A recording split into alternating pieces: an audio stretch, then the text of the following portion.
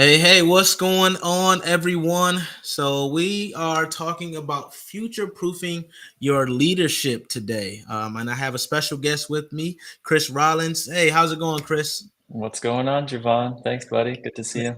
Good to see you again as well, man. So, today we're going to talk about this concept or this principle called ripple effect leadership. But before we get into that, Chris, you mind telling everyone who you are and why you're so passionate about this topic? Yeah, buddy.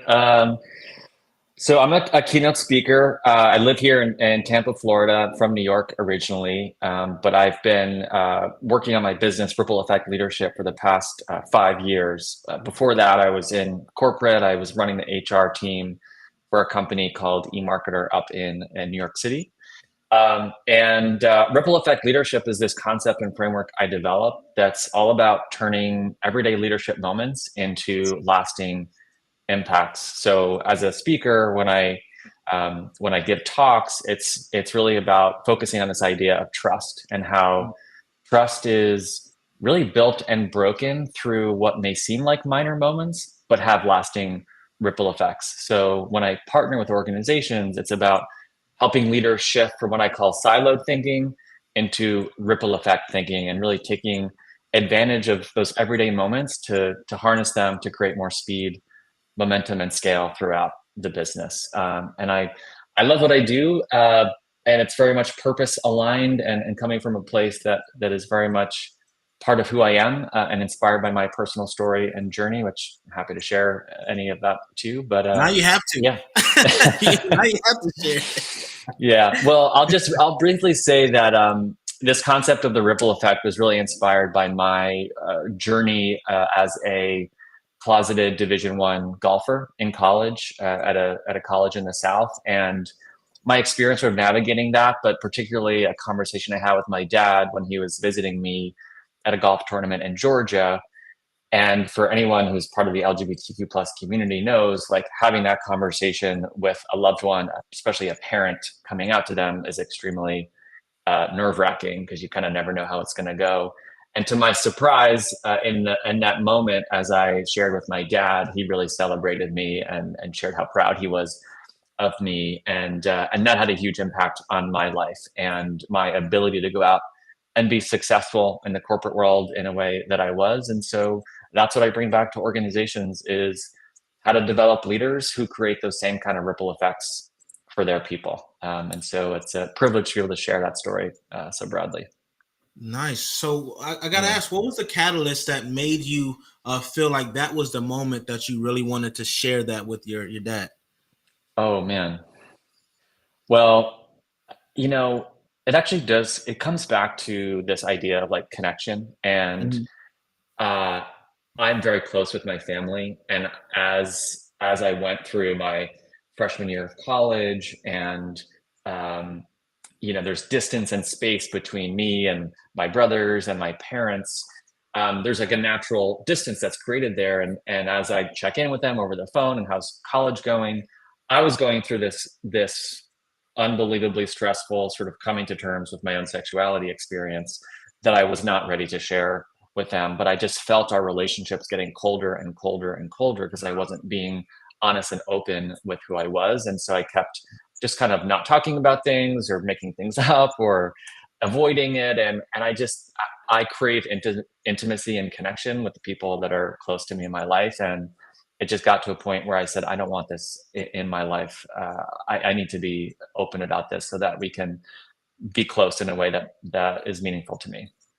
Man, that is so, and I'm sure so many people listening to this, whether they're listening live or during the replay, can resonate with that. It's like, in the workplace, sometimes when you can't be, you don't feel like you can be your authentic self. Like you'll be chastised or judged, and we're seeing that, especially now with the whole DEI, with the I being removed for equity, and all these attacks on the really this movement, right? A lot of people say initiative. It's not an initiative, right? It's a change that needs to happen and needs to be made for all of us to have the equity, based rather our gender, creed, sexual orientation and whatnot. So I feel like this is a very, very important conversation to be having right now.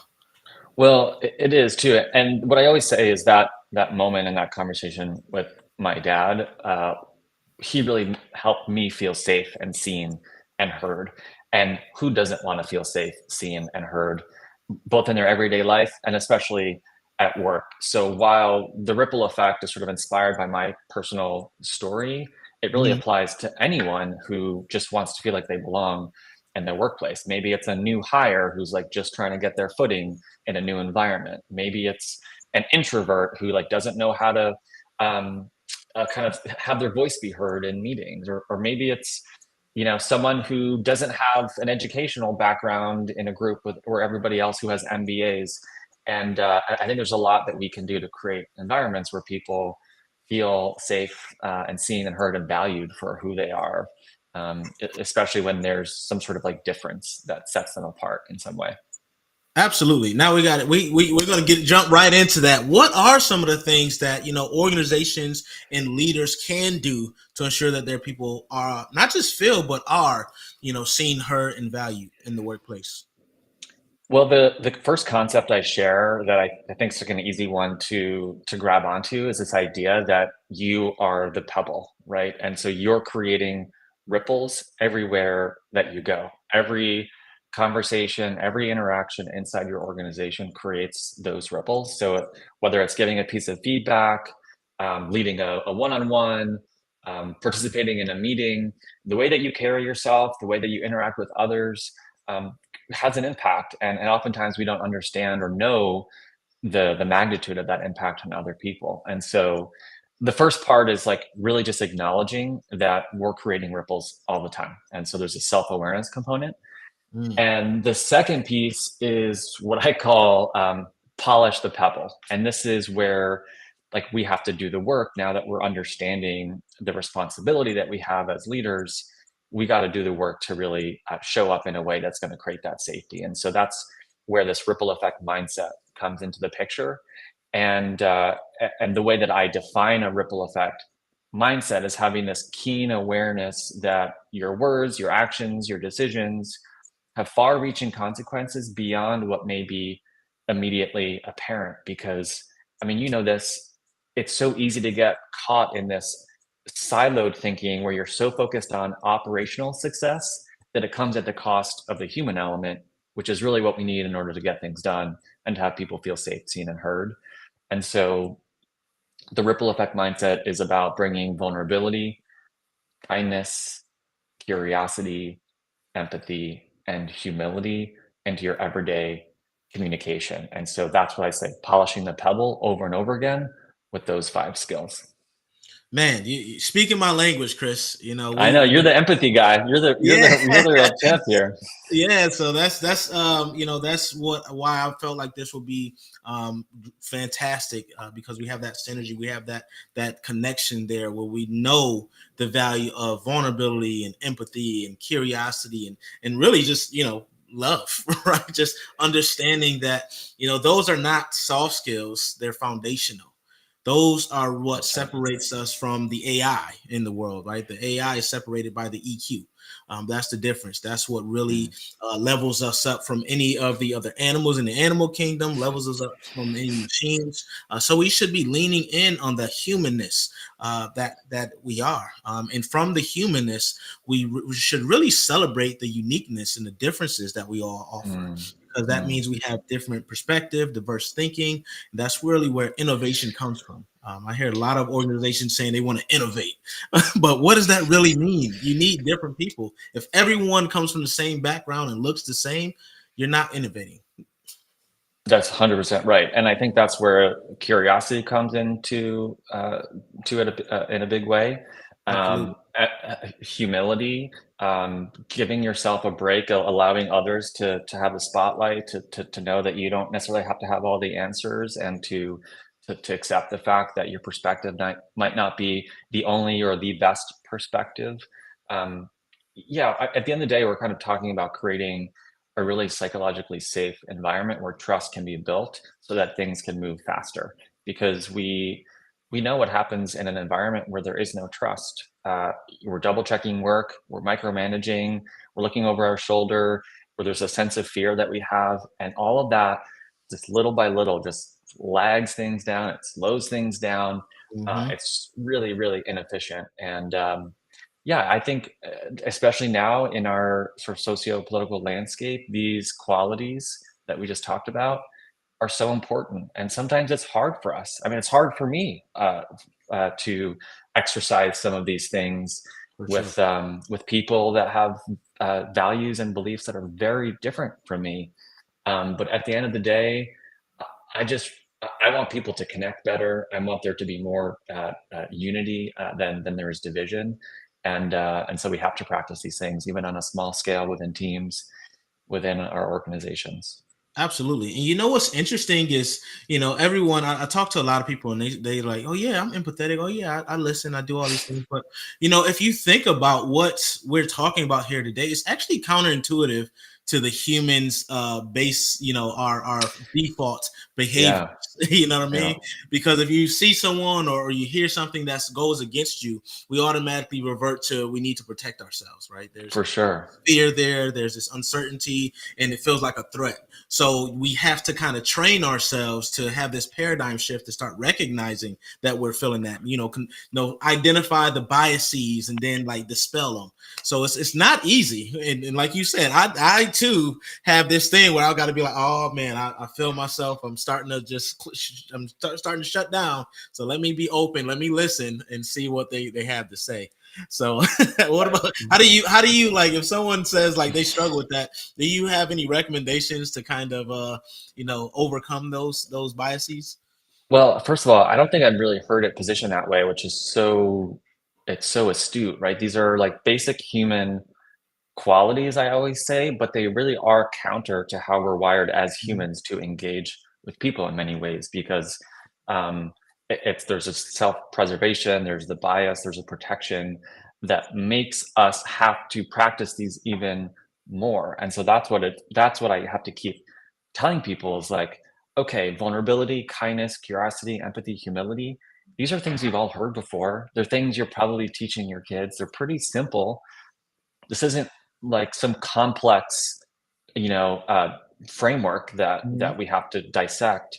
Um, but it is really hard because our emotions get in the way, our fears get in the way, our doubts get in the way, and so it has to be something we're consciously practicing over and over and over again. And it's just a muscle, you know. Mhm. It's just like meditating is really hard when you first get started, but you do it for a few years, and suddenly it just becomes part of your kind of easy flow and routine. Same thing with like this idea of empathy and curiosity and reserving judgment. I mean, I I've had a time in my life was I was a pretty judgmental person, and uh, I've noticed like over time this shift in having to create space and to just see someone's like value and worth and strengths and superpowers despite whatever immediate judgments we Mhm. have. And the truth is like we're all making judgments about other people and we're all creating stories about other people too. And so man, we just gotta like pause a little and ask ourselves like, is that story really serving me and serving the situation? And how can I kind of approach the situation with a much more open mind and open heart, with curiosity to really get to know this person?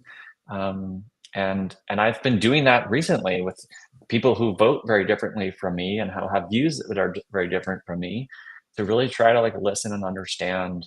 And man, that's been tough. Yeah, and that's something that I think is very it's poignant right now because of all the political sphere is not just it doesn't stay in one area, right? It affects every aspect of your life. That's right. From Yeah. and when I think about I see it all the time. I even had some people engaging with me online, but when I think about what it takes to listen to someone who has the polar opposite view of you, it really takes yes, it takes humility, it takes patience, it takes curiosity, but then this concept and where we all miss typically, and I've had to catch myself as well, is the openness, right? It's like you have to be open because you can be vulnerable, but as soon as you feel like they attack your character or your beliefs, you start to get defensive.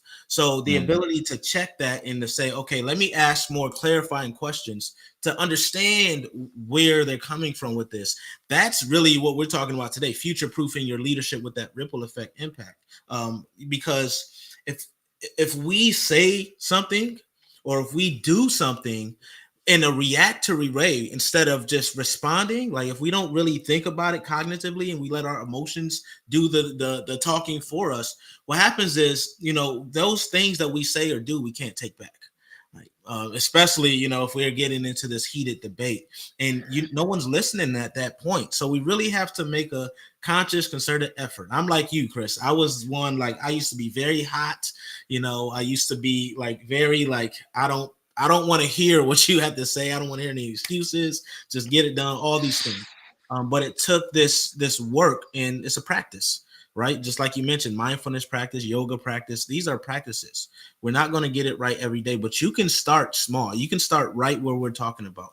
The next conversation you have where someone has different viewpoints, hear them out a little bit. Just be open, and ask questions instead of listening to respond. Just pause a little bit, check yourself, and have what we call a coaching conversation. Just ask questions and trying to understand their viewpoints. Yeah. Well, when I think about it in the context of leadership, I think back to when I first started managing people. Mhm. And, as a new manager, you want to do well, you want to be liked, you want to be respected, you want to get good reviews from your team and from your manager. And you're always facing firsts, like the first time someone asks for a raise, the first time someone pushes back on feedback that you're giving, the first time someone comes to you with a really extreme personal problem that you've never had to deal with before. And all of these moments are what I call ripple effect moments, and we have a choice in those moments to do the thing that's going to be self-serving and self-protective, or to do the thing that's really going to serve the person in front of us. And I can recall many mistakes I made when I was first managing, where I was kind of too afraid to be vulnerable in those moments and to like really dig into the conversation to help the person, when I thought, that might put me at risk. And so that's like where we have to, that's where I talk about vulnerability, is this feeling of, oh gosh, I feel exposed, I feel like at risk here. That's where we have to use this framework to say, okay, how can I be really humble and vulnerable in this moment, versus how am I going to approach this in a way that's going to make life easier for me, or to kind of skate over the issue at hand. Man, that's so powerful. That is so powerful, and I know that the leaders and managers listening are like, "Yep." Even after 20 plus years as a leader, you still have those situations and circumstances where you're like, "Man, I don't want to say the wrong thing. I don't want to misguide them. I don't want to, get in these circumstances where I find that I'm being advisory. I'm giving advice, and it may not be the best." So again, that's one of those moments, like, and that's why I'm so happy that I discovered coaching, because we Mm, start to realize that we don't need to have all the answers, right? that's But we right. need to make space to help people find the answers. So that's one of those moments where either one, we know what resources we can point them to. Two, sometimes a listening ear is the best thing that you can do and offer. And three, we have to really think about that as people. The only way people can help you is if you're willing to be vulnerable. Right. Mm, So that support, that what I call 360 degrees of support, it starts with you in the center. So for someone to be able to come to you, they know that something's there. So sometimes just asking the questions like, hey, who can support you? Hey, are you willing to try therapy? Whatever the case may be, those are life-saving questions. And it may not be like as severe as saving someone's life literally, but it's life saving because, again, those decisions, those moments of vulnerability, they can go either way, right? When you're not feeling you're at your best. So asking someone question and getting them to introspect in that moment is key. yeah. There's so many small moments that do have such a lasting impact on people. And Mhm. sometimes we don't realize, as managers, leaders listening to this call, you've definitely had situations where years later someone says to you, gosh, thank you for that one time you said X. It Yeah. really made this impact on me. And you're like, wow, I had no idea that that meant so much to you. It's funny, when I left my last corporate job, and I, sent an email to the whole company to say, my little like goodbye. Yeah. I got so many emails of people saying like how impactful my time there has been on them. And I don't say that to like brag or whatever, but I say that because it's like, well, why am I just finding this out? Like, why are we not telling people like more often? Yes. So that was a real light bulb moment for me to say, wow, I barely talked to this person while I've been here, but I'm happy to know that I've had such an impact on them. But I kind of wish I knew earlier, you know?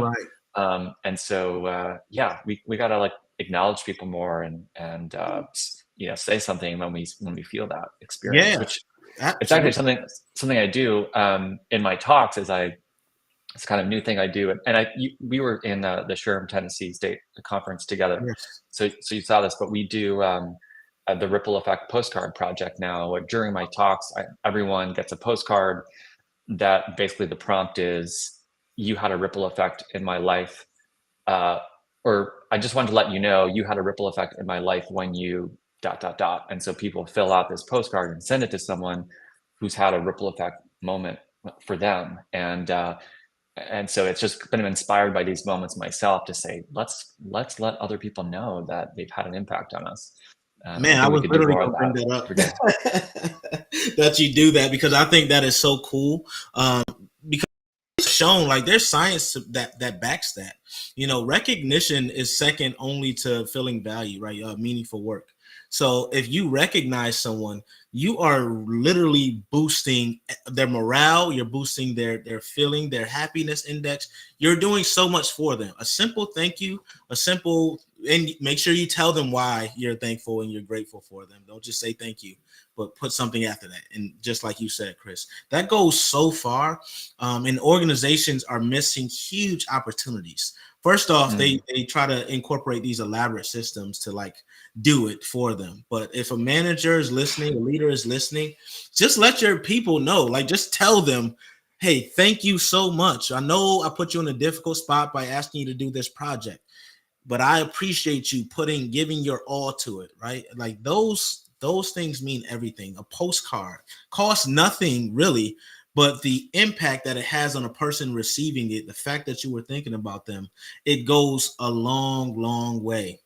Like I received a certificate the other day for speaking at ATD Houston here in Houston, and hmm they're like, oh, we only have this little certificate. I'm like, little, this means a lot to me because you took the it's time. on the fridge. Right, exactly, right. This is everything. I mean, things like that stick with me. I mean, I still remember when a group of my soldiers had got together and we do coins in the military, and they got me like a custom made coin, just showing that they appreciated me as their Mm, non-commissioned officer.